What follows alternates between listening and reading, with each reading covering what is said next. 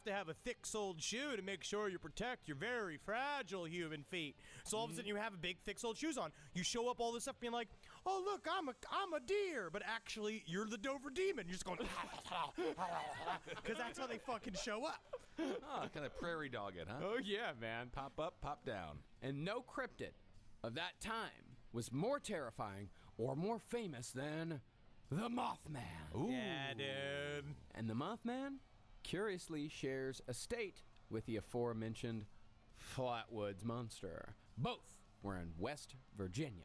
And it just so happens that the Mothman was also at the center of some of the most bizarre encounters ever recorded involving... Do you want to take it, Ben? Involving... I would just Mothman and Flat Guy. No, Kissel. No. Who are we talking about? Who we've been talking about for... we're going on like 2.5 hours now. Okay. Involving... What was the question?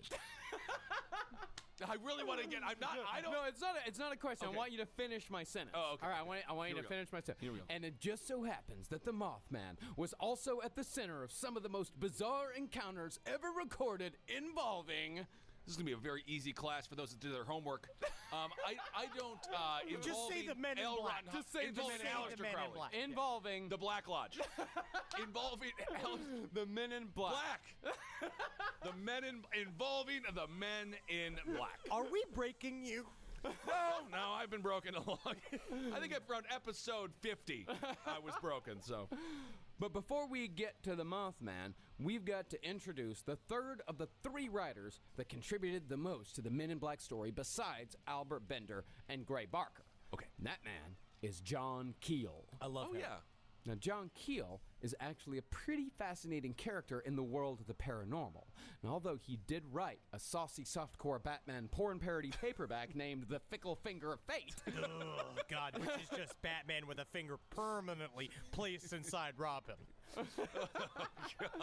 yes, he did write The Fickle Finger of Fate. But he's best known for his 1975 book, The Mothman Prophecies. Now, Cool. if you want weirdo history of America, The Mothman Prophecies is an essential book. Think about how many books we've read in the last 2 weeks for this episode. This may be the most. Right. Of technically the most, quote-unquote, not real subject we've ever covered.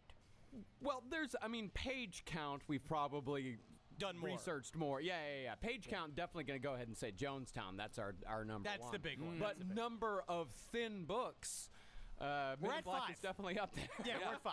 Oh, you guys got a bunch of personal pan pizzas coming your way. No denying that. Oh, Book the it. book club. No, I'm number one nobody. in No, class. you never get rewarded for reading alien books. It's not how many times I would bring those into class. I remember bringing alien books into class as a little kid, and they're like, "This isn't real books. You need to read a real book, like Of Mice and Men." Oh God, I hate that book.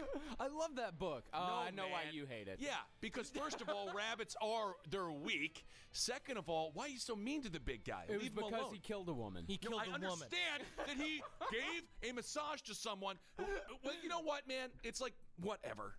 Leave the guy alone. Leave him alone. Well, Keel, besides just writing the Mothman Prophecies, he was one of the most important voices in Men in Black research.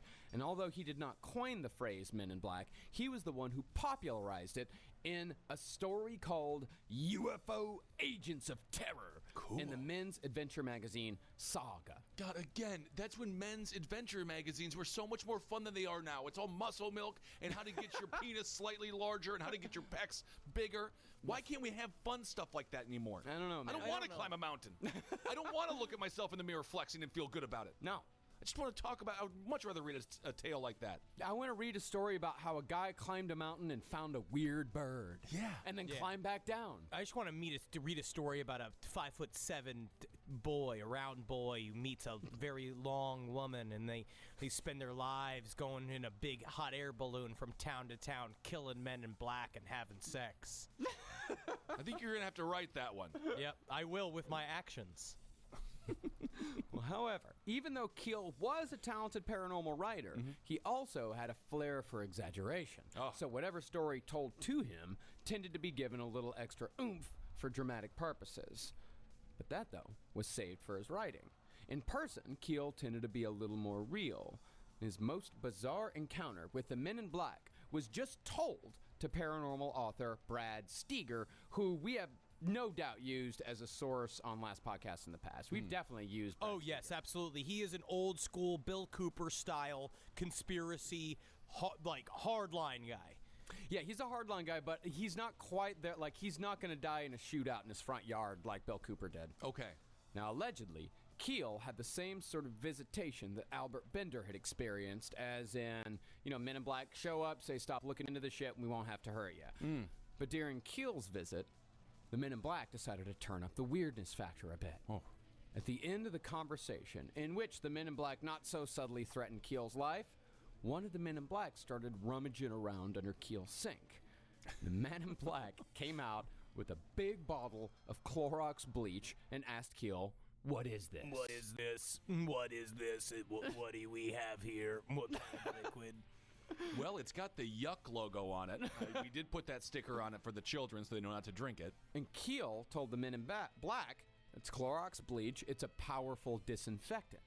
Yeah, really? Like we're gonna believe you? I would, but Yeah, because the Man in Black, he opened up the bottle and he just stuck it under Keel's nose and told him to sniff it, smell it, which everyone loves. Everyone always loves to be forced to smell things. Yeah. Oh, it's always a great scent when someone requests you to smell something. Oh yeah. Then, after the Man in Black confirmed again that it was indeed Clorox bleach, he just took a big old swig of it, and then handed it over to the next Man in Black, who gulped down like a few more swallows, like, ugh, ugh, ugh, ugh. And then he handed it off to the third Man in Black, who finished off the bottle. It's going. It always reminds me of what's it, Harlan Williams from Dumb and Dumber. Oh, he goes and he gets the bottle. Get out of here. Then they just left. Not replacing the bleach, huh? And this isn't even close to the most bizarre of the Men in Black stories, because as the movie, and Ben, you are guilty of being fooled. Sugar water. More sugar water. Even though the movie may make it seem like the Men in Black are all like suave dudes who show up to save the world, get a couple of good one-liners, and they get out of there. To be fair, there's only one suave dude. He makes that look good. Tommy Lee Jones is also suave. He does. No, but he's not supposed to be. He's the white square. Yeah. But he's still suave. But really, most of the time, the Men in Black are just unsettling weirdos. Yeah, like they're fucking horror creatures unleashed from the Black Lodge. Yeah. Really? And unsettling weirdos were exactly who infested the small town of Point Pleasant, West Virginia in 1967 following the appearance of the Mothman. And that is where we'll pick up our story on Men in Black Part 3. Now, you may be wondering... We're doing a trio. You may be wondering why we're doing a trio, because, number one, it actually works with canon, because Men in Black come in threes. So I think that spiritually it works, and psychically it works. But also, guys, unfortunately, we have just scratched the surface. And there is so much more shit, and I was saying this the last time to Marcus, and I really believe this, where it's like, one day, you guys ain't gonna see me for a while. And I'm going to come back, and I am going to either have a Men in Black in a fucking net, and I'm going to be taking pictures of it, or I'll be covered in Men in Black blood, just fucking hunting them down spiritually from state to state and country to country. So you're just going to kidnap a bunch of people? No, I'm going to kidnap Men in Black, and I'm going to torture them until they admit it, that they are Men in Black. Okay, yeah, that'll be good. All right. Well, wow. There we go. Men in Black Part 3 coming up next week. Oh, yeah. Wow, man. Really I feel stuff. cleansed. Yeah, me too. That felt good. We got it out.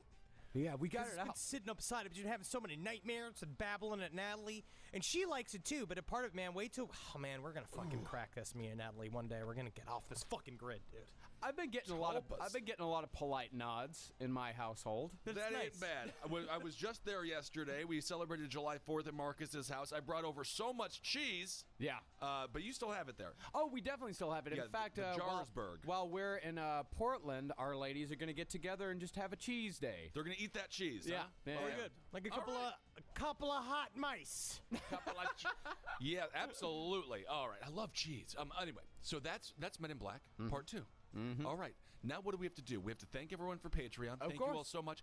Henry and I had a great interview this week. We interviewed this guy. He hosts a podcast called The Gateway, and they're checking out this gal, Teal Swan. She's a possible cult leader. It's up for debate. She sounds like a cult leader. I'm going to put it on upon re-establishing it. She just sounds like a cult leader. He's being generous, which I think is nice that he is. Yes. So check out that interview. If you haven't subscribed to our Patreon, please do, and you can listen to all of those interview series. Oh yeah, they've got there's dozens of interviews these two dudes have done over on our Patreon. If you give $5 or more, then you get access to all of them. You also get access to my series in which I am working on reading the Bible beginning to end. There it is. About 30 minutes at a time, and I think I'm pretty far into Genesis now. Well, totally, I'm past the bagats. Oh, 30 minutes at a time. You're going to be done with that by 2088. We're just doing the Old Testament. We don't need to do the New Testament. That's right. Yeah. And thanks for listening to all the shows here. On Top Hat this week, I interviewed Wildman Mark Mara. Wildman. Because he's a motivational speaker now. So if you're feeling down, I think it's a very uplifting episode. That's really cool. And I would like to thank everybody. Follow us on all of the fucking horse shit. And I'm so fucking sick of. On Twitter, at Henry Loves You, at Marcus Parks, and Ben Kissel, who's on some reason back. I don't know why you're back. Well, no, I'm not. See, everyone was like, oh, I hope people are nice to you this time. No one was really mean to me on Twitter. It's just, I am a sensitive little being, and I absorb everything. We all are. Than what you we would all think are, and we're all punishing ourselves. And I just couldn't deal with everyone's thoughts. So what I did was, I got back on it, okay? But I didn't use the app. I'm just looking at it. I'll post, and then I just try because I find myself just getting like manic with it. Yeah, and it's just like thumb. My thumb has never worked so hard in its whole little thumb life. Oh yeah, Twitter, Facebook, both things are creatures of the black law. Oh I guarantee my God. you. I hate the exact it, type but of thing unfortunately, we're a mom and pop organization. So we're all mothers and fathers here, and so we got to get the word out. And so unfortunately, this is what we're doing until finally that solar flare comes that wipes it all fucking out. And then also follow us on Instagram at Dr. Fantasy, at Marcus Parks, and Ben Kissel, the number 1, and LP on the left, or all things Last Podcast on the left. And unless it is certified LP Last Podcast on the left or one of our names, we are not in charge or in control of any social media presence out there. No. So don't confuse us with anything, man. We are just the same three dudes as always. And folks are doing what folks do, and what can you do? You can't contain nothing. We're in charge of our personal Twitters, the LP on the left on Twitter and Instagram, and our Instagrams. That's it. We have no control, nor do we look at it, nor should you look at it. So it has nothing to do with us. Yes. All right, everyone. Well, thank you so much for listening. We love you, and I cannot wait. We'll see you in Portland this weekend. Yeah, Friday night. You might be listening to this on the way to the show right now. Yes. Maybe we could pretend like you remember that scene in Wayne's World 2 where they're all driving to the concert and they're listening to like Mr. Scream. Yeah. They're like, everybody out there that's going on the way to the Aerosmith concert, and then he goes, see you guys in Portland tonight. Revolution Hall. And I hope they have one of those really cool licorice dispensers like they have in Wayne's car. Remember that? Always wanted that. That's fucking great, man. Yeah, I would definitely do that. That sounds great. All right, fuckers. Hail Satan.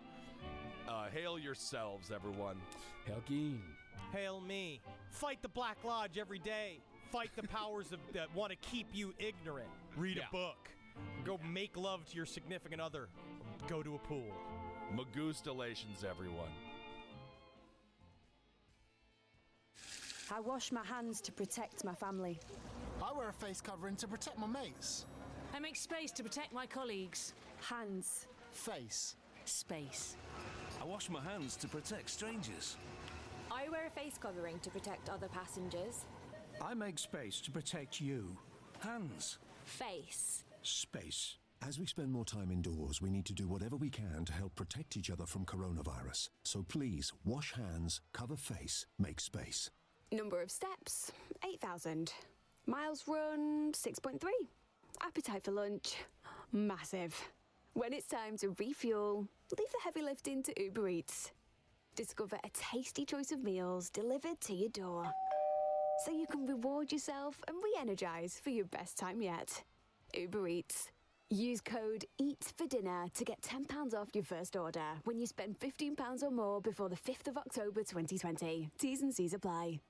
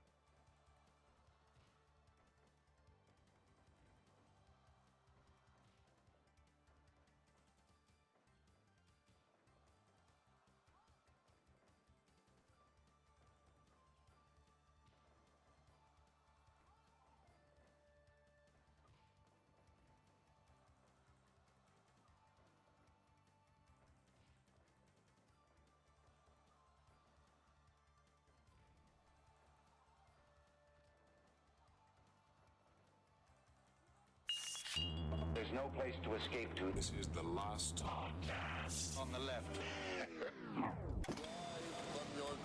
That's when the cannibalism started. What was that? So have you been receiving strange phone calls? A little bit. In what way would you define a strange phone call? Strange phone call, meaning a number that I do not recognize with a stranger on the other end. Now, what do they say? Like, hello, is Marcus there? Like, is it like the Men in Black thing where they go like, is Gwen Stevenson there? No, there's a Greer Riverton here. It's like, Gwen Stevenson? I've been experiencing quite a bit of high strangeness. Like what? Really? Since talking about it in the last episode, or maybe it was the first episode of the Men in Black series, about my, I'm going to say, dream of a man in flannel, in a red and black checkered flannel shirt, standing at the foot of my bed with a kind of like mushroom cut, with eyes. His face reminded me of Michael Ironside, the cover of Scanners. Yeah. That's like a thing. Yeah? That's like a flannel-shirted guy? Yeah, that's the thing that people see. It's like an actual apparition. Really? I was listening to a podcast called Strange Familiars that also had collated a bunch of people talking about it, and also the same thing. It's in Mothman Prophecies as well. John Keel drops it off. So I'm like, I'm seeing them. Is it possible that you're just seeing a working class hero? Because that's what flannel men wear. Anyway, this is the last podcast on the left, everyone. I am Ben Kissel. There's Marcus Parks. Hello. In studio, he traveled all the way from beautiful Los Angeles to be here. I did it. You did it. I did it. And what a miracle it is to be big. But honestly, I'm pretty spooked. Yeah, dude, you should be, man. I mean, I'm a union man. I'm not afraid to get mud on my hands and dirt in my creases. You're the SAG union on the actor side, so I don't know if that's really... It's a union. Feel these hands. Feel how coarse these hands are from reading scripts. Honestly, the softest thing I've ever felt. Yeah. Wow, that's like Mr. Burns' body from The Simpsons. All right, so we're on to our third... what do you call it? A third episode of The Men in Black. It is. I don't know why the word episode I could not think of. We're on to episode 3 of The Men in Black series. That's a lot of stuff to get to. Early onset dementia. Yeah, you'll be fine. So the last 2 episodes, we've covered sort of like the origins of the idea of the Men in Black. And we covered the 2 people that were kind of mostly responsible for the idea of the Men in Black came from. Albert Bender. We talked with Gray Barker. With Gray Barker. And so this is kind of the original 1950s leanings, but we never really we try to sprinkle a little bit of like what they're like in action. Yeah. And the man who really fucking discovered what they're like on the ground and what their day to day is like, was written in a book called The Mothman Prophecies by John Keel, which is not just about Mothman. It's also about mosquito people, and there's a series of different jokes I could make. That is very triggering. I know. I actually have to tread very lightly here because I know you're very serious about the subject. And now I'm in the room. Right. Just like you got gripping hands. So remember, our Men in Black tulpas, creations of the things that Albert Bender could put into the psyche of the American people, and then we are proliferating them with our own imaginations? Right. Or are they the fingers of the Black Lodge, inching down the panties of the American people till they get to the little clit? Oh my goodness. All Slam right. it with your fucking little weird knuckleless thumbs. Leave Lady Liberty alone. All right. You know what, Tulpa, though, when I realized Freddy Krueger. He's a Tulpa. He only exists if everyone remembers him. Sorta. The thing about a tulpa. Okay. We'll do this off air then, because remember, a tulpa can be seen in real life. So can Freddy? Remember Freddy part 2 when he's at the beach or the pool party? No, he gets brought in. Yes. And that's a dream. It's always a dream. No, not the pool party when he actually got brought. We are way off track here. But when he was in there, she had to kill him. Until Freddy he really versus Jason, that is when he gets actually the pool party, he was pulled in. He was at the party. The hot dogs were there. Actually, I would say that he is correct with New Nightmare. In New Nightmare, Freddy is absolutely a tulpa. It's happened many times. Okay, there we go. I'll take it, Marcus. No, you're actually correct. No, Freddy Krueger is absolutely a tulpa in New Nightmare. Nailed it. All right, so what we're going to talk about today, where we're going to begin, is we're going to begin with the Mothman, and we're going to go from there. Now, the Mothman is something that we have talked about many times throughout the last 7 years, but we've never done like a full Mothman deep dive. Cool. So now we're going to this is going to be about a 5-foot dive. Oh, don't head first this one. Jump in feet first. This is just the tip Okay. into Mothman. All right. Now, the Mothman was a gigantic winged creature with glowing red eyes that allegedly terrorized the small West Virginia town of Point Pleasant from late 1966 until the end of 1967, spreading fear and, in some cases, severe conjunctivitis. That Mothman give you the dookie fever. Well, what is conjunctivitis? Pink eye. It's pink eye. It's pink eye. Yeah. Well, what was that town doing in the bedroom? That's what I want to know. They were rationing their toilet paper for our boys in Vietnam. Oh, okay. Well, thank you for what everyone served. Everyone served. Honestly, to have been in Point Pleasant, West Virginia in 1967, so much weird shit was happening all at once. You got John Keel running around with the fucking magnifying glass and a Sherlock Holmes hat, and just filled with just like shaking women. And John Keel was always holding them and comforting them, being like, "I'm used to going around in TNT areas at night because I face fear with both eyes and both feet, my belt firmly off my pants." Now, so John Keel, he was a professional paranormal researcher? Yes. Okay. Yeah, among the premier paranormal researchers of the time. He was the guy that wrote The Fickle Finger of Fate. Oh, I like him. Still one of my favorite quotes of his is that he's like, "I was speaking to a woman that was real slender. So slender, in fact, there's no way she'd win a Raquel Welch look-alike contest." Oh, my goodness. The Fickle Finger of Fate also sounds like a way you can get conjunctivitis. Be very careful out there, folks. No, we don't have time to go through all the sightings of the Mothman one by one, but just know that the entire year-long saga culminated with the collapse of the Silver Bridge on December 15th. Also understand, it is a lot fucking weirder than you think it is. Because the Mothman Prophecies, the movie with Richard Gere, the human hamster wheel, he is not a person I know, it'll never be old. But that's not how it goes. The Mothman is something that is, it appears in many different fashions. There's a lot of high strangeness that was happening during the time period as well. And it was just like a dude, the way they would say it, with big protruding, big floppy red eyes sticking out of it, and it would stare at you, and then the wings would unfold from behind it, and then it would just rise to the sky, and then it could also follow you. It's fucking weird shit. Yeah, it would follow cars on like high-speed chases, and a lot of it a lot of the activity happened around an old TNT factory, an old abandoned TNT factory. Really? Like the kids would go, they drink and have parties and all that type of shit. But for some reason, a lot of it was centered around this specific area. No kidding. A lot of dome talk. Yeah. The Nobel Peace Prize was actually created by someone who made his living off of creating TNT, and then he felt really bad, and now he gives people little necklaces. It made up for it. It does. It really does. Totally makes up for it. Well, like I said, the whole thing culminated in the collapse of the Silver Bridge on December 15th. 46 people died in that collapse, and the sightings of the Mothman have been sporadic ever since. But the Mothman was not the only strange creature to haunt Point Pleasant in 1967.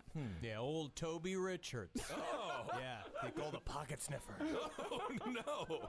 Keep those pockets clean. So for that entire year, numerous people in and around Point Pleasant had encounters with the Men in Black. Although I will say it's very difficult to ascertain exactly what the Men in Black's purpose was. I think that we covered it a little bit in the last episode. It is paranoia in action. It's literally the representative of high strangeness. They show up because, like, what else was happening during at Point Pleasant at the time period in West Virginia?